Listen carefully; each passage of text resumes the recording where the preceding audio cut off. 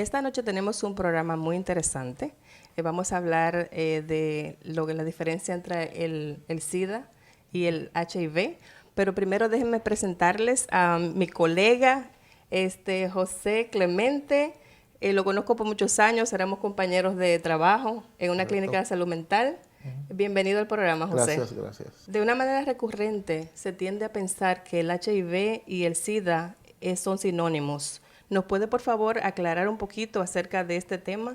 Sí, básicamente el VIH y el SIDA son dos diagnósticos muy diferentes. Okay. Usualmente el VIH, que es el síndrome de inmunodeficiencia humana, se adquiere por medio de una célula que esté dañina o básicamente infestada con cualquier tipo de infección. Ahí se puede diagnosticar un VIH.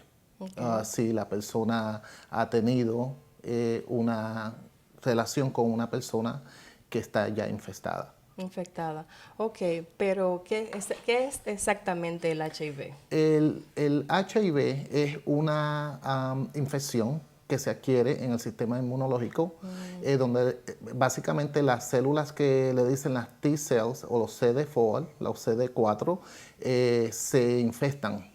Entonces, básicamente esas células son las que nosotros también le llamamos las células de los glóbulos blancos. Los glóbulos blancos. Entonces, se infestan y esas células siguen infectando todas las células de los glóbulos blancos, okay, hasta destruirlas. Okay. ¿Qué pasa? Que entonces empiezan a procrear células de VIH. Las células de VIH lo que hacen es que entonces destruyen todos los glóbulos blancos, okay, entran dentro de las células de los glóbulos blancos y las destruye, procreándose por más de millones y trillones de células en tu cuerpo. Entonces, ¿qué pasa? Que el sistema inmunológico entonces decae. Está delicado. Está bien delicado, está comprometido.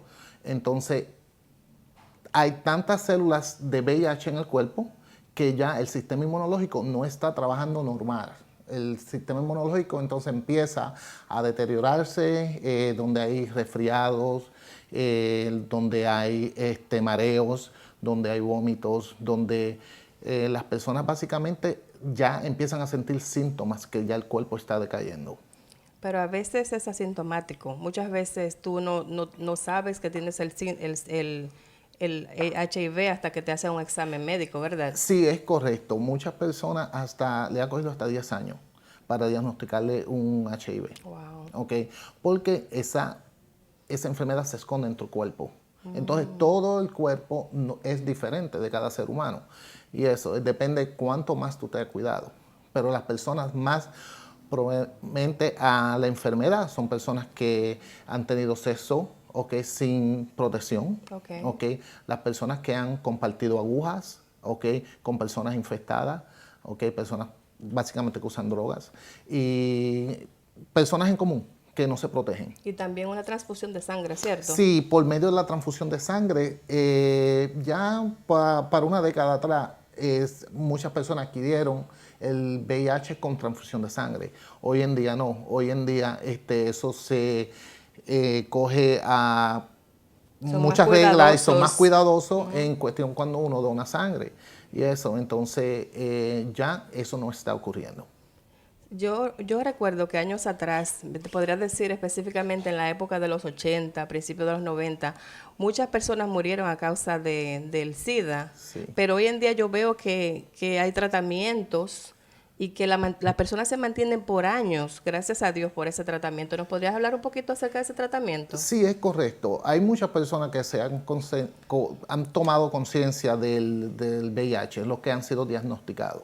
Okay. Y eso. Entonces, por medio de los medicamentos y la ciencia, okay, las personas hoy están durando más tiempo, 30, 40, 50 años, pero okay, eso requiere de que las personas que están en el tratamiento se tomen los medicamentos todos los días.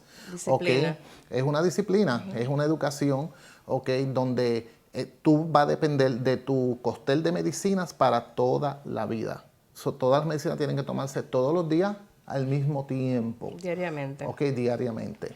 Ok, entonces otra vez, ¿cuál vendría siendo la diferencia entre el HIV y el SIDA? El ¿Cuándo se convierte en SIDA? Se convierte en SIDA cuando la persona tiene demasiada, ya no quedan células o glóbulos blancos, ok, tantos, ok, que la persona tiene menos de 200 en la sangre. Esa es la medida que se mide los glóbulos blancos y las células en el cuerpo. Hacer un examen de sangre y si hay más células de HIV en el cuerpo, ok, ya las células o los glóbulos blancos tan bajitos que son 200 o menos. O menos Ahí de se 200. diagnostica un SIDA. Ok. Ok, pero hay personas que por medio de medicamentos se han podido sobrepasar ese diagnóstico tomándose sus medicamentos y se estabilizan con un VIH.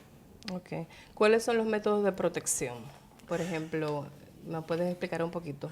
Los métodos de protección, básicamente, el uso de los condoms que le dicen ¿Los o preservativos? los preservativos, tanto de hombres y como de mujer, ¿ok? Y la abstinencia.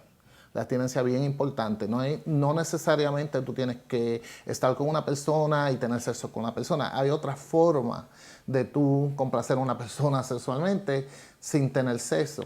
Pero si tú estás consciente de que esa persona está contagiada, ¿verdad? Sí, es correcto. Si la persona está contagiada, ok, se supone y es una ley de que se use protección todo el tiempo. Claro. Okay. Ok, otra pregunta. Por ejemplo, las personas tienen un concepto erróneo de cómo se contagia el SIDA o el HIV. A veces creen que contacto físico leve. ¿Nos puede hablar un poquito de ese tipo de contacto? Sí. Aparte de la relación íntima. Sí, el SIDA no se pega. Si la persona que tiene el SIDA está cocinando y nosotros comemos la misma comida, no se pega. Yo puedo compartir un vaso, una cuchara, hasta un cepillo dental, ok, cepillarme con el mismo cepillo dental de la persona, no se pega. Siempre y cuando no Siempre y haya cuando no haya sangre. sangre en el cepillado, ok, cuando se cepilla a la persona, pero no se pega. Y por la saliva, por ejemplo. Por medio de la saliva, besando a una persona que tiene el SIDA, no se pega. A menos que la persona tenga un poquito de Que tenga sangrado en las sangrado o encías. algo es correcto. Ok, perfecto. Pero la probabilidad es bien mínima. Bien mínima, Bien en mínima, sentido. bien mínima. Es correcto. Más si la persona está tomando medicamento y tiene el SIDA, no es bien mínimo que se pegue, porque ya la persona se está protegiendo. Ya las células o los glóbulos blancos están protegidos por medio de medicamentos. Está muy interesante este tema realmente. Todos tenemos que tener conciencia de realmente lo que es el SIDA, el HIV, porque como tú sabes que este es un programa educativo, un Correcto. programa preventivo y un programa de concientización. Correcto. Entonces la pregunta, José, que te tengo ahora es, por ejemplo, aparte de tratamientos de medicamentos, ¿qué otro tratamiento, qué otra acción ustedes toman? Por lo menos en el programa que yo trabajo aquí en el Bronx, nosotros ofrecemos la educación, que es bien importante. En el pasado había mucho tabú, que era el VIH, que era el SIDA. Nosotros primero educamos a la persona. Okay, tenemos que educar a la persona de lo que es el diagnóstico, y le dejamos saber cuáles son las diferentes clases de tratamiento, cuáles son los medicamentos. Okay, bien importante, la persona en HIV tiene que tener una educación, tiene que ser consistente en su tratamiento. Bien importante, ¿para qué? Para que la persona pueda vivir por muchos años, ¿ok? Porque hay otras cosas que se pueden complicar. Entonces es bueno educarse todo el tiempo y estar en contacto con su médico. Nosotros ofrecemos, además de la educación, también ofrecemos, tenemos el programa de PrEP. PrEP es la pastilla que se toma para las personas que no son positivas. ¿Ok?